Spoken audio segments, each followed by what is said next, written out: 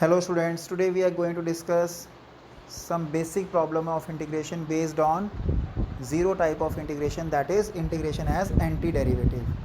So in the last video also we have discussed that this we are doing zero type of integration, this in which we don't know any formula of integration, but just we are using all the formulae of derivative or differentiation in reverse way.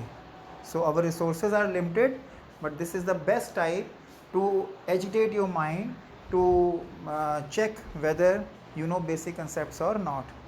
So let us start with the first question. It is sine 2x minus 4 into e raised to the power x dx. So students, always remember when I say in this type specially that what is the integration of sine 2x or what is the integration of any function, then always don't think that what is the integration of this function. You should think that whose derivative is this, because whatever we integrate and we get a function, if we differentiate that, our answer should be equal to the given function or question. Remember, integration is reverse of differentiation. This is very important thing. So sine 2x integration, it is minus cos 2x upon 2, because in differentiation 2 is multiplied, so to balance it we have to divide it by 2, and integral of e raised to the power x is e raised to the power x, so 4 is outside being a constant, and plus c is constant of integration. Next is x raised to the power 5 minus 1 upon x square.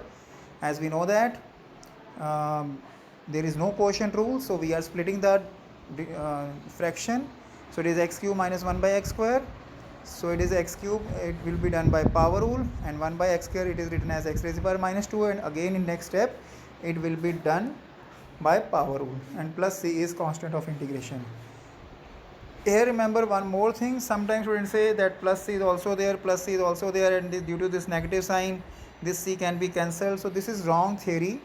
We don't know the value of c, so overall in totality we have to put only one c, that which means overall constant of integration. That's it. We should not cancel or add any individual constant of integration. Overall we should keep plus c.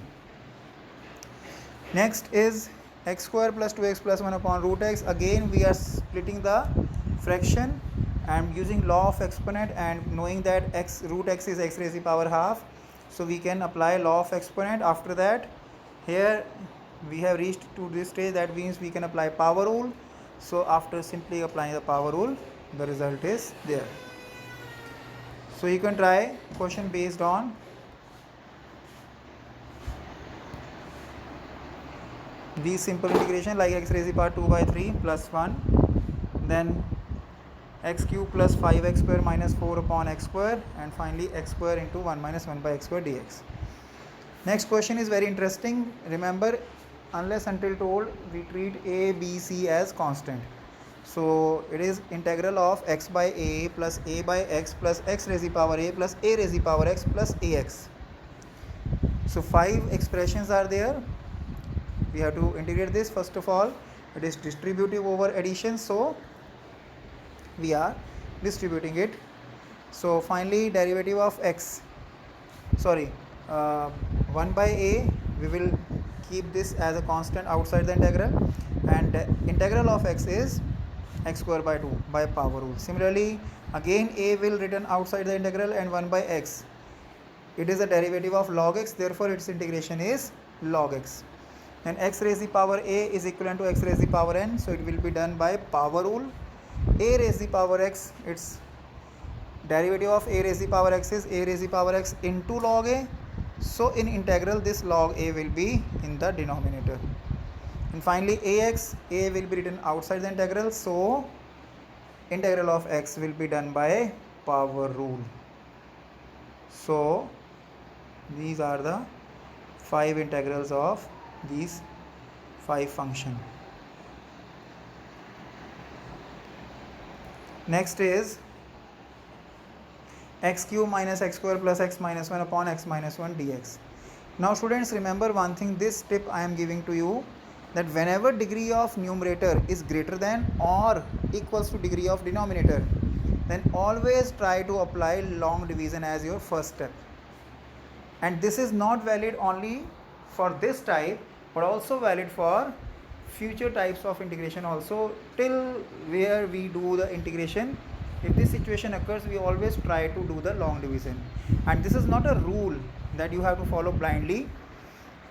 By applying long division means we try to reduce the degree of numerator by writing quotient plus remainder upon divisor form, like 7/2 is plus half, and then we apply our techniques of integration.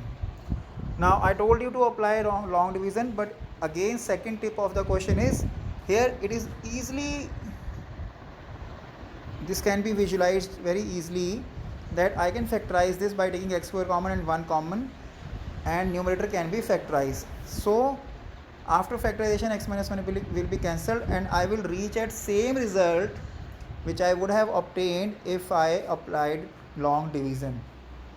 So long division we should apply, but if we are getting something easy by factorization or something, any other step, so we should consider that also. This is the main tip of the question, that you should apply long division in case degree is greater than or equals to degree of denominator, and if you can skip by factorization or something, then most welcome. So after that, x square can be integrated by power rule, and 1 obviously it is a derivative of x, so its integration is x and plus c. Then again simple question, root x minus 1 by root x whole cube, you can apply a formula of a cube minus b cube minus 3ab into a minus b.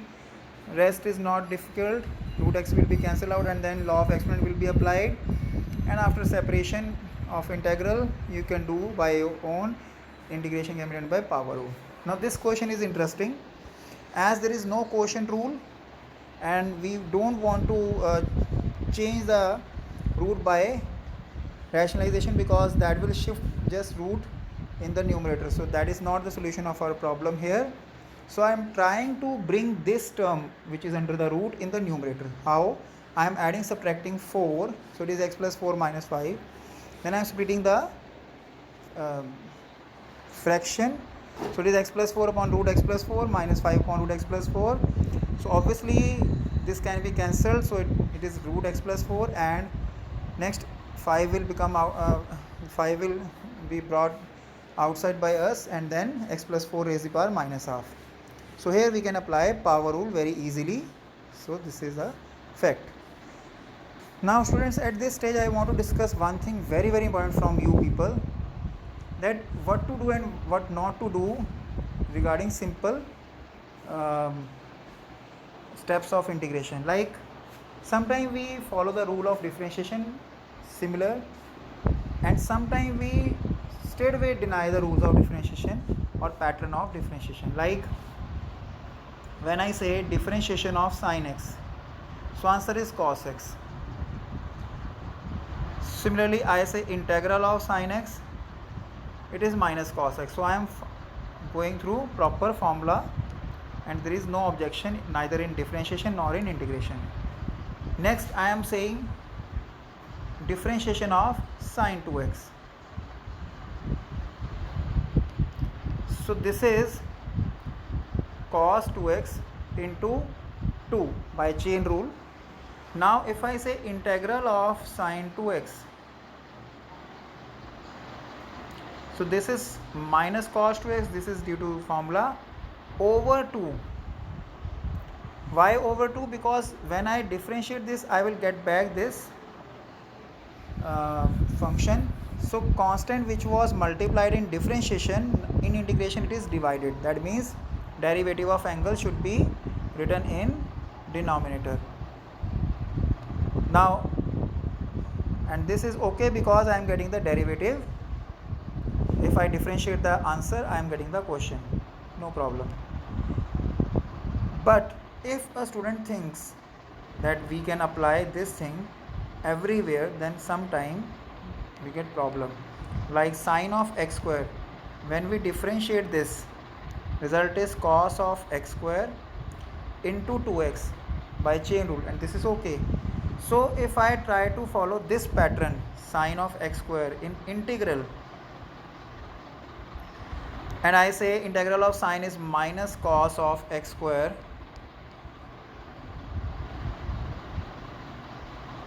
and like previous question where I have differentiated 2x in the denominator.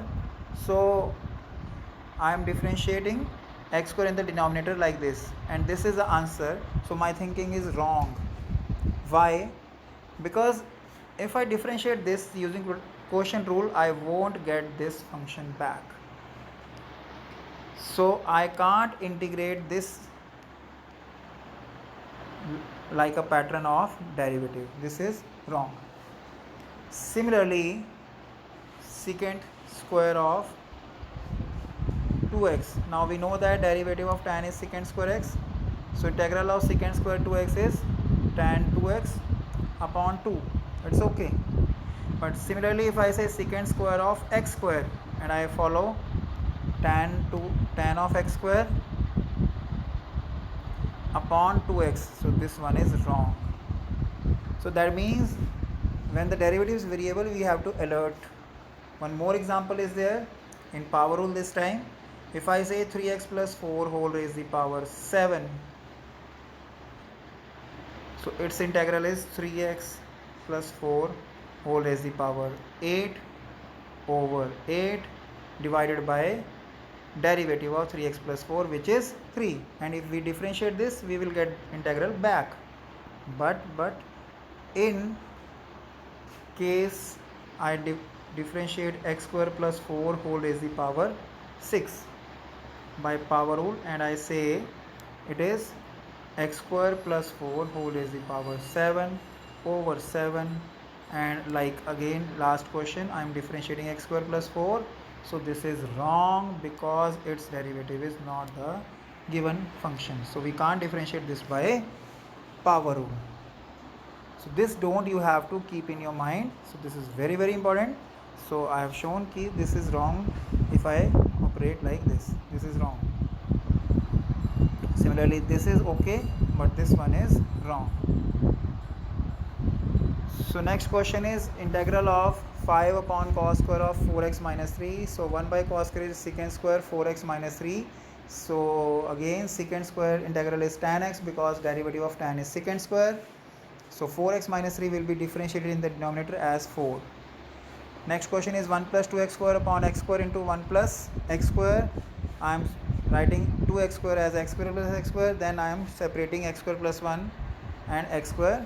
So I am splitting the fraction and I am cancelling the common factor, and then I am left with this. So this integral will be done by power rule, but this should not be done by power rule, remember, because you won't get correct answer. Rather I have to think whose derivative is 1 upon 1 plus x square. So result is tan inverse x.